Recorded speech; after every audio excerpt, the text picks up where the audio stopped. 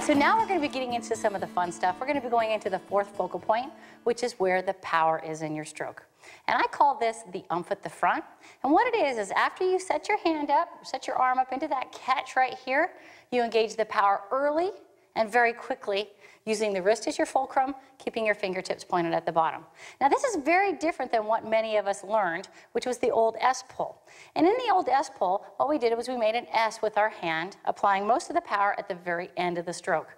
Now here's what's going on with the S pull. If you're sliding your hand out in an S pull formation, there's really no way you could put power right here.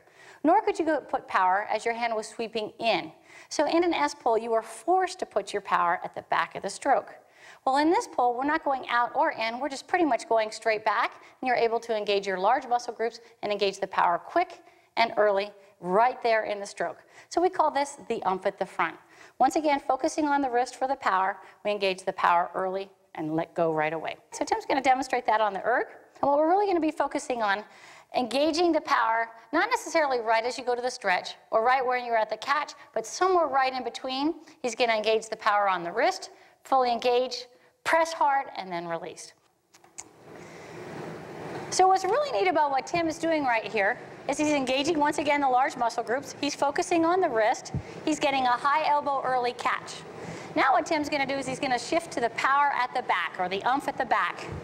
When he starts doing this, there's a very different pull going on. A lot of different muscles being used, and it's not as effective as putting it at the front. So let's put it up back at the front.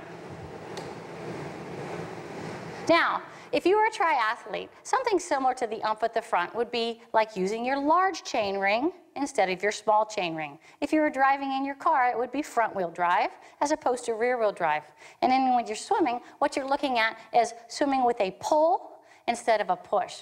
And the reason why we want to stay away from a push, when Tim was demonstrating back there, is when you're in this push, you're allowing all this power to kind of get stuck at the end of your stroke, and you lose momentum and create a lot of extra drag, and consequently you slow down.